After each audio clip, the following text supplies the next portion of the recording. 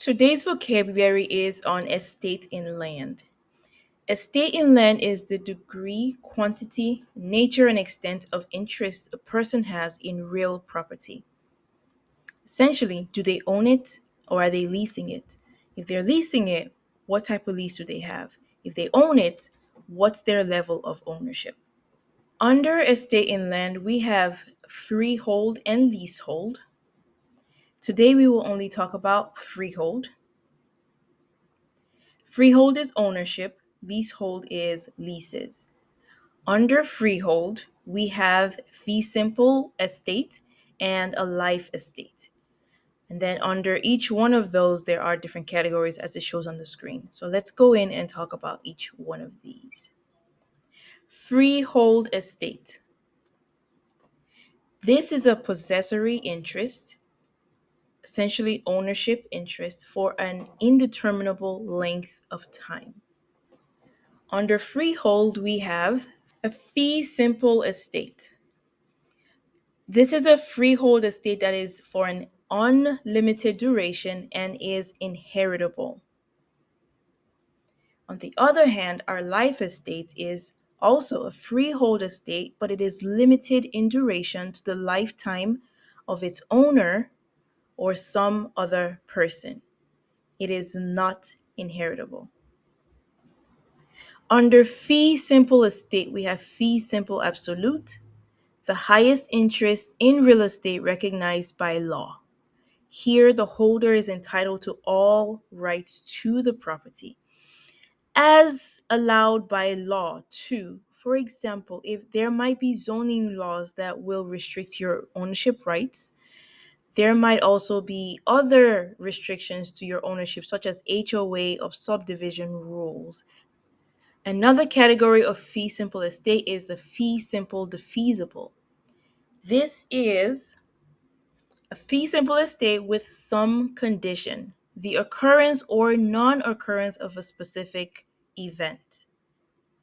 Under fee simple defeasible, we have fee simple determinable.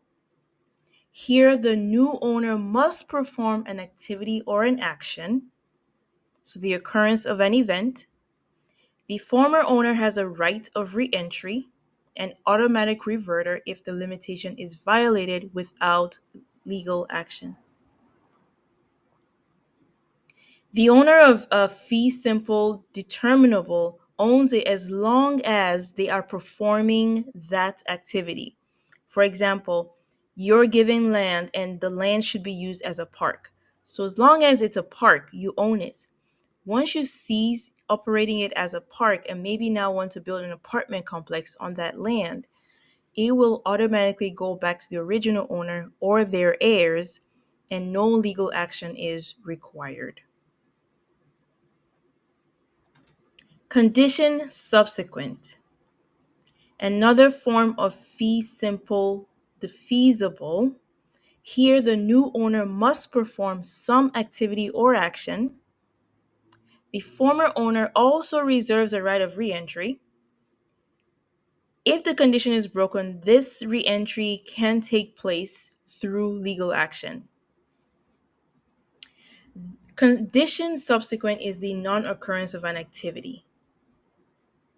For example, you are given land and you will use it as land, but if you build a bar on that piece of land, you could lose ownership. So let's say you build a bar. The previous owner would take you to court to get back legal possession and ownership of that land or property. So these are your fee simple estate. Now we're going on to the life estate. With life estate, ownership is for the life of someone.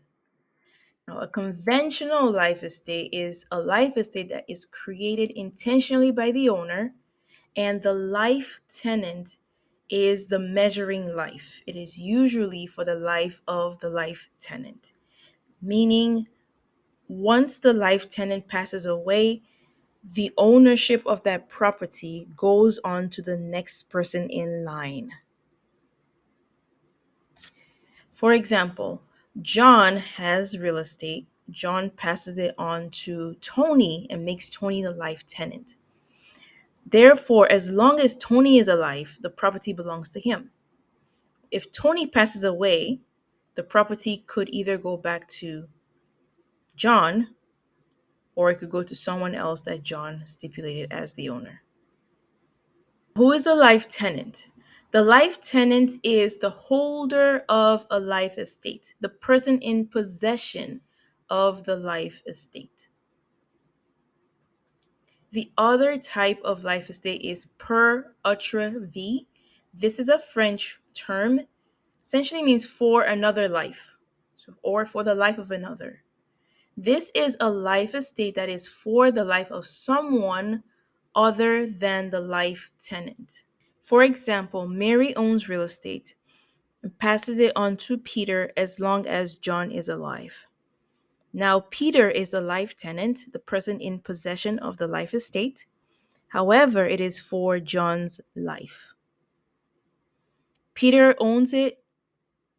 When John passes away, ownership ends for Peter and passes on to whomever Mary has stipulated as the next owner. So there you have it, your estate in land freehold estate.